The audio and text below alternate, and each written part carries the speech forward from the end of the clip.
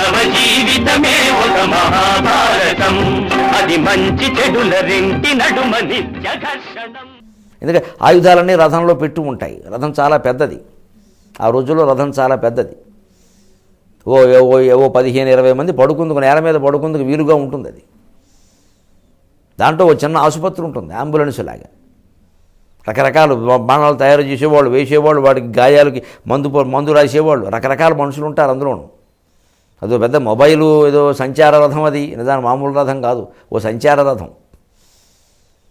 అందుకని ఇందులో ఉదారంగా ఉన్నాయంటే ఏమిటి? కొన్ని వేల బాణాలు, కొన్ని వందల గదలు మళ్ళీ వేలెక్కల వందలైనా ఉన్నాయా లేదా? ఈ పరిగెలు, ముద్గరాలు, తోమరాలు, పరశువులు, బిందివాలాలు, ఏవో బిందే చెంబు ఉన్నాయా లేదా? చూసుకోవద్దు మరి. అంటే ఆయుధాలు ఉదారంగా ఎక్కువ సంఖ్యలో ఉన్నాయా లేదా సారథి చూసుకోవాలి. రథికుడు ఏమయ్యా బాణాలు అయిపోయాయంటే రథికుడు ఎక్కడ పరిగెడతాడప్పుడు? ఆయుధం ఉదారత అంటే ఆయుధముల సంఖ్య కాదు, సారం కూడా. రాశి వాసి. ఏదో మనం కథలో చెప్పుకున్నాం, సహదేవుడు 72 వేసాడు, కర్ణుడు 300 వేసాడు, నకులుడు 600 వేసాడు. ఈయన ఎక్కడి నుంచి ఉన్నా, లేకపోతే ఎక్కడి నుంచి చేస్తారు? అసలు అన్ని 100 బాణాలు ఉండద్దు. తెర ఎప్పుడో ఈయన మంచి ఊపు మీద వేద్దాం అనుకుంటే అక్కడ బాణం కనప్పుడు ఏమయ్యా అంటే, పెట్టమని చెప్పానండి, మన దగ్గర స్టాఫ్ సరిగ్గా లేరు సార్. ఇదే ఇప్పుడు స్టాఫ్ గురించి మాట్లాడతావా? అపాయింట్మెంట్ పేపర్లో ప్రకటనిస్తావా? ఉద్యోగులు కావాలని యుద్ధం జరుగుతుంటే అది చూసుకోవాలి. మానమున్ అంటే ఇక్కడ ఆయుధోదారత అంటే సంస్థలకు సంబంధించి ఏమిటి? డబ్బు సిద్ధంగా ఉందా లేదా, సిబ్బంది కావలసినంతమంది ఉన్నారా లేదా. ఆయుధాలంటే సిబ్బంది ఆయుధం. ఆ సిబ్బందితోనే ఇబ్బంది ఒక్కోసారి. సరిపడగా ఉన్నారు లేదా. ఓ పాఠశాల నడవాలంటే ఏమన్నా అన్ని సబ్జెక్టు చెప్పేవాళ్ళు ఉండొద్దా? మీరే చెప్పండి ఏం చేస్తారు? వాళ్ళు చెప్పినట్టే ఉంటుంది అది. అది ప్రధానోపాధ్యాయుడు చూసుకోవాలి. అది అన్నిటికీ ఉన్నారా లేదా, వాళ్ళు సరిగ్గా చెప్తున్నారా లేదా. ముందు అసలు ఉంటే చెప్తారు, లేకపోతే ఎక్కడి నుంచి వస్తారు? ఏదో 1వ తరగతి 2వ తరగతి అంటే ఏవో చెప్పేయచ్చు. 10వ తరగతికి వచ్చాకేమో ఫిజిక్స్ చెప్పాల్సిన తెలుగు మాస్టర్ వెళ్ళి ఫిజిక్స్ చెప్పమంటే ఏం చెప్తారు? అంచేత ఉండాలి. ఆయుధాలు ఉదారంగా ఉండాలి, బాగుండాలి. అలాగే మానమున్, ఇది కూడా చాలా ముఖ్యం. మానం అంటే ఇక్కడ గౌరవం. రధికుని గౌరవాన్ని కాపాడాలి సారథి. అంటే ఎలాగా?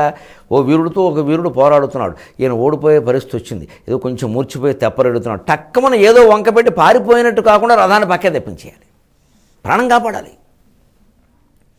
అంతేగాని అవన్నీ నువ్వు చూసుకో, నా పని ఏంటంటే నువ్వు పోతే ఇంటికి అంత్యక్రియ శవాన్ని తీసుకెళ్ళడం, బతుకుంటే నన్ను తీసుకెళ్ళడం. లారీ ట్రాన్స్పోర్ట్లో మాట్లాడితే ఎలాగా? రథసారథ్యం చేస్తున్నాం. అతని గౌరవాన్ని కాపాడాలి. గౌరవాన్ని కాపాడాలంటే ఏం చేయాలి? తెలివిగా అవతలవాడు చేతుల్లో ఓడిపోతున్నాడు అప్పుడు తప్పించాలి. దుర్యోధనుడిని చాలాసార్లు సారథి అలాగే తప్పించాడు. ఈ శల్యుడిని ఒకసారి తప్పించాడు. చాలామంది చాలా విషయాలు చెప్పుకున్నాం మనం. అక్కడి నుంచి రథం పక్కకి కట్టాడు. భీముడు కూడా విశ్వకుడు ఒకసారి తప్పించాడు. అలాగే అవమానం ఎదురవుతుంది అప్పుడు ఆ గౌరవాన్ని కాపాడాలి. అలాగే సంస్థను నడిపే సీఈఓ కూడా సంస్థ గౌరవాన్ని కాపాడటం. ఒక్కోసారి ఏదన్నా కారణాల వల్ల సంస్థకు అప్రతిష్ట వస్తుంది అంటే అది కొంచెం అంత మరకబడకుండా ఓ మాదిరిగా పడి జనం మర్చిపోయేలా ప్రయత్నం చేయాలి, లేకపోతే సంస్థకు ఉండేటువంటి గౌరవం పోతుంది. ఆ తెలివితేటలు ఉన్నవారికి ఇందుకే కదా లక్షల జీతం ఇచ్చి సీఈఓ అని పెట్టుకున్నది. ఆలోచన కూడా చేయాలి. మొద్దు పని చేయడానికి సీఈఓ ఎందుకు? గుమాస్తా చాలు. ఆయుధోదారత మానమున్. ఇక అంతటితో ఆగలేదండి. రణ విధం, అసలు యుద్ధం జరుగుతున్న విధానం అంటే సంస్థ నడుస్తున్న విధానం. ఎంతైంది, ఇంకా ఎంత సైన్యం ఉన్నారు, ఎంతమంది చనిపోయారు, ఎంతమంది ఎవరెవరు వీరులు ఉన్నారు, ఏ వీరుడు ప్రాణాలు పోయాయి, దాని రథం సాగుతూ అసలు వ్యూహం ఏమిటి, మకర వ్యూహమా, క్రౌంచ వ్యూహమా, దాన్ని బట్టి ఎలా నడపాలి, ఇది చూసుకోవాలి. అందుకే నిజానికి కృష్ణుడు ద్రోణ సైంధవ వదనాడు అయిపోతుంది, సమయం అవుతుంది, ఇలా ద్రోణాచార్యుడితో పెట్టుకోకు, వచ్చేయి నా మాట విను, వద్దు కృతవర్మ మనకేమిటి. అక్కడ దుష్కృతవర్మ ఉన్నాడు సైంధవుడు, వాణ్ణి చంపాలి. ఇది రధికుడికి ఎంతసేపు పౌరుషంగా పిలుస్తుంటే కాదని అనలేడు. కానీ అవన్నీ దాటించుకుని తీసుకెళ్ళిపోయాడు లేదా. అది సారథి నైపుణ్యం. కృష్ణుడు లాంటి సారథి లేకపోతే సైంధవుడిని ఆ రోజు సాయంత్రం కాదు, మర్నాడు సాయంత్రం కూడా అర్జునుడు చంపలేడు. అందులో అనుమానం ఏం లేదు. చంపింది నిజానికి కృష్ణుడే, ఈయన కాదు. ఆ నైపుణ్యం ఉండాలి. ఇది రణవిధంబు. యుద్ధం జరుగుతున్న ఈయన ప్రతిజ్ఞ చేశాడు, సాయంత్రం సూర్యాస్తమయం అన్నాడు. ఆలోగా జరగాల్సింది జరగకపోతే ఎంత జరిగినా ఒకటే. అలాగే సంస్థ నడిపేవాళ్ళు కూడా నడుస్తున్న విధానం చూసుకోవడము అంటే బాగుంది, ఇవాళ ఏదో ఆదాయం వచ్చింది కదా అని టపటపటపా రకరకాల ఖర్చులు పెట్టేస్తే రేపొద్దున ఇంకో 10 ఏళ్ల పాటు సంస్థ నడవద్దు, ఉద్యోగులకు జీతాలు ఇవ్వద్దు. ఇప్పుడు రాజకీయ నాయకులు అలాగే బయట ఏవో వరాలు ఇచ్చేస్తూ అది మాఫీ, ఇది మాఫీ, ఇది సాఫీ, ఇది సూఫీ అనేవి చెప్పేస్తారు. అవన్నీ విషయాలు మొత్తం చివరికి జీతాలకు డబ్బులు ఉండవు. అప్పుడేమవుతుంది? ఇదే రణవిధంబు, సంస్థ నడిచే విధానము. దీన్ని సారథి చూసుకోవాలి. ఇంత ఉండేది మనకి నడవదండి, లేకపోతే కష్టం ఏదో చేసుకోవాలండి. ఇప్పుడు ఇంకోటి శుభాశుభత్వ నిర్ధారణము చిన్నదైనా ఇది కూడా అవసరమే.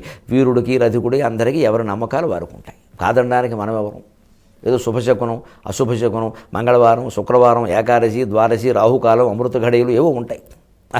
ఇప్పుడు అంత మంచిది కాదండి. ఇప్పుడు ఊరుకోండి. ఏమిటో తీతూ పెట్ట కూస్తోంది. ఆ పక్షులు ఏమిటో ఇలాగ ఈ వైపు బదులు ఆ వైపుకి అడ్డంగా వెళ్ళిపోతున్నాయి, తిరిగి గమనం చేస్తున్నాయి, అంత మంచిది కాదు అని చెప్పగలగాలి. ఎందుకంటే ఆయనకి ఎలాగో ఉంటుంది ఆ నమ్మకం. ఈయన సరైన దానికి చెప్పకపోతే దూసుకెళ్ళిపోతూ ఉంటాడు. ఇందాక మనం చెప్పుకున్న కౌరవ సైన్యం దుశ్శకునాలు కనిపిస్తున్నా దూసుకెళ్ళిపోయిన కౌరవ సైన్యం. సైన్యం వెళ్ళిపోవడం వేరు, కర్ణుడు వెళ్ళిపోవడం వేరు. అంచేత కొద్దిసేపు ఆగుదాం, ఒకసారి కాస్త మంచిలు తాగి పెడదాం. అందుకని ఇళ్లల్లో కూడా ఈ నమ్మకాలు పూర్తిగా కాదనమని కాదు, అక్కడ పెద్దవాళ్ళు చెబుతారు, వాళ్ళ మాట కాదనడం ఎందుకు? అందుకని కాసేపాకి మంచిదే కూర్చొని మంచినీళ్ళు తాగి నమశివాయ నమశివాయ నమశివాయ ఓ 10 సార్లు దశగాయత్రిలాగా అనేసుకుని బయలుదేరంటే గొడవ ఉండదు. ఇంకా మనసులో శంకపోయింది. లేదు తల్లిదండ్రుల మాట కాదని బయలుదేరితే ఏదన్నా చిన్న ఆర్టీసీ బస్సు ఆలస్యం అయితే ఏమిటో ఇందాక అలా జరిగింది, అందుకే ఆ బస్సు ఆలస్యం మన మనసులో వచ్చేస్తుంది. అందుకని నిర్వహణ అంటే ఇన్ని ఉంటాయి. రధికసారము రథ్యబలంబు ఆయుధోదారత మానమున్ రణవిధంబు శుభాశుభత్వ నిర్ధారణమున్. శుభాశుభ శకునాలు పరిణామాలు వీటి యొక్క పరిస్థితి. రాత్రి యుద్ధం జరుగుతుంది, రాక్షసులతో యుద్ధం చేయకూడదు రాత్రి. కర్ణుడికి సరైన సారథి లేకపోవడం వల్ల ఆ సలహా ఇవ్వాల. లేదా ఘటోత్కచుడితో రాత్రి యుద్ధం చేయడం ఏంటండి? ఆ యుద్ధం విషమించి ఏమైంది? తన దగ్గరున్న ఒక్క శక్తి, అర్జునుడి కోసం దాచిపెట్టుకున్న శక్తి ఆ రోజు ప్రయోగించక తప్పలేదు. ఆ రోజు అనుకోకుండా కర్ణుడు సారథి కాస్త తెలివైన వాడి ఉండి ఏదో ఒక రకంగా కర్ణుడిని అక్కడి నుంచి తప్పించేసి ఉంటే ఘటోత్కచుడి సంగతి వేరే. మన్నాడు అర్జునుడి మీద వేయడానికి పనికొచ్చి ఉండేది, మొత్తం రంగమే మారిపోయి ఉండేది. ఫుల్ మెజారిటీ వారికి వచ్చి ఉండేది. అంతే ఖచ్చితంగా. ఇప్పుడు కొంచెం ఓడిపోయిన పార్టీలు వాడు ఇగో నేను చెప్పినట్టుగా 10 టిక్కెట్లు అక్కడ ఇచ్చుంటే అసలు మొత్తం రంగం మారిపోయేది. 10 టిక్కెట్లతో మారిన సందర్భాలు ఉన్నాయి. మరి ఆ 10 ఇటు వచ్చానుకో వారికి తగ్గుతుంది, వీరికి పెరుగుతుంది, అంతే. ఎందుకు మారదు? అక్కడే వచ్చింది తేడా. నేను చెప్పిన కులానికి ఇవ్వలేదు, ఎంతసేపు ఏదో సామాజిక న్యాయం అని చూశారు. ఏమైంది? అన్యాయమే. సామాజిక న్యాయం బాగానే ఉంది, మన పార్టీకి అన్యాయం అయింది. అలా కాకుండా ఓ బలమైన వర్గం ఉన్నప్పుడు వాళ్ళు నెగ్గుతారన్నప్పుడు వాళ్ళకి టిక్కెట్లు ఇవ్వాలి. మరి ఏం చెబితే ఎలా వస్తారు? అది కూడా చూసుకోవాలి మరి అధికారానికి రావాలంటే అని విమర్శలు వస్తున్నాయి లేదా మనం చూస్తున్నాం లేదా? అందుకని ఇవన్నీ చూడడం మా పద్ధతయ్యా. నీకోసం నేనేం ప్రత్యేకంగా చూడలేదు. అంచేత నువ్వు అర్జునుడి మీద గెలవలేవనేది సిద్ధాంతం. నువ్వు ఎన్ని మాట్లాడినా సరే. అంచేత నువ్వు పక్కన సైన్యం తీసుకుని వెళ్ళి నేను వెళ్ళొద్దని అనలేదుగా. ఇప్పుడు ఇతని మాటలో చూడండి ఔచిత్యం. నేను వెళ్ళొద్దని అనలేదు, ద్వంద్వ యుద్ధం వద్దంటున్నా. ఎందుకు ఆ పొగరబోతాను? అర్జునుడి చేతిలో నువ్వు బతకలేవు కాబట్టి 1,00,000 మంది సైన్యాన్ని తీసుకుని వెళదాం. విడితే ఏదో వాళ్ళందరూ చెప్పడం సాయంత్రం అవుతుంది, ఇంటికి వెళ్ళిపోవచ్చు. రేపు పొద్దున తగ్గితే రేపు చూసుకోవచ్చు. ఆయుధోదారత మానమున్ రణవిధంబు శుభాశుభత్వ నిర్ధారణమున్ మదిన్గని హితం పెరిగించుట నీతిగాన. మనస్సులో మీకంటే ముందే ఆలోచించి హితవు చెప్పడం మా నీతి. అంటే ఒక CEO లక్షణాలన్నీ ఈ మొత్తం పద్యంలో ఉన్నాయా లేదా? ఎంత గొప్పదండి భారతం. ఇవన్నీ యజమానికి తగిన సార్. వినకపోతే అది వేరే విషయం. అప్పుడు ఒకవేళ వినకపోయినా ఆయన ఏదో భావస్థితితో ఇంటూ అమ్మగారితో చెప్పించే ప్రయత్నం చేయాలి. అప్పటికి వినకపోతే కాస్త తక్కువ నష్టంలో బయటపడే ప్రయత్నం చూడాలి. ఇంకా వినకపోతే తనే బయటికి రావాలి. మరి వారితో పాటు వీరు మునగడం భావ్యం కాదు. కాబట్టి ఇదంతా సారథికి CEO అన్నవాడు ఉండవలసిన లక్షణాలన్నీ శల్యుడు చెప్పినటువంటి మాటల్లో ఉన్నాయి. అంచేత నేను చెబుతున్నానయ్యా, నో బలికితే నీయు. ఈ నో బలకడం ఏమిటి? నువ్వు నో అన్నా సరే నేను చెబుతా అని అర్థం చెప్పేయచ్చు తెలియపోతే. కానీ నో బలుకుట అంటే నవ్వ బలుకుట. నేను నా మనస్సు నొచ్చుకునేలా నువ్వు మా దేశం వాళ్ళని, మా కులం వాళ్ళని, మా జాతి వాళ్ళని, వావి వరస లేని వాళ్ళని నీ ఇష్టం వచ్చినట్టు మాట్లాడుతున్నావు. అయినప్పటికీ కూడా నేను ఎందుకు చెబుతున్నానంటే, చెప్పుదు సూతనందన నీ వీరసమెత్తి నో బలికితే నీయు. నువ్వు ఎంత కోపంతో నన్ను ఇష్టం లేకుండా మాట్లాడినా సరే నేను చెప్పి తీరతాను, ఇందులో సందేహమేం లేదు అని చెబుతూనే ఉన్నాడండి. అంటే ఈ జీవ లక్షణం లోపల ఏమిటి అంటే, మేనలుళ్ళకి అన్యాయం చేసావు దుర్మార్గుడా, మనిషివేనా? మేనమావవు కాదు, మనిషివేనా? అసలు ఎల్లాగోల్లా చేసింది జరిగింది. అన్యాయంలో అన్యాయం, తప్పులో తప్పు, పప్పులో పప్పు కాలేసేయి. ఈ కర్ణుడిని బాగా నిర్వీర్యపరిచి అర్జునుడు గెలిచేలా చూడు. ఈ సాయంత్రానికి వీడు చచ్చిపోయేలా చూడు. వీడు ఒక్కడూ చచ్చిపోతే ధర్మరాజు శాంతంగా ఉంటాడు. అందుకని ధర్మరాజుకి ఇచ్చిన మాట నిలబెట్టుకో. తద్వారా మేనల్లోకి జరిగినటువంటి అన్యాయానికి కాస్త రుణమాఫీ జరుగుతుంది.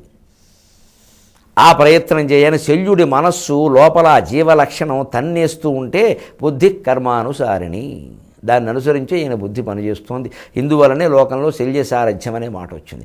ఇక ఉండబట్టలేక నువ్వు ఊరికే అర్జునుడి మీదకి కౌరవులు పెట్టిన తిండి తిని బాగా బలిసి అర్జునుడి మీదకి దూకే విధానం ఎలా ఉంది అంటే, వెనకడకో హంస కాకి మధ్యలో యుద్ధాన్ని గొడవ నడిచిందయ్యా, ఆ గొడవ నాకు గుర్తొస్తోంది అన్నాడు.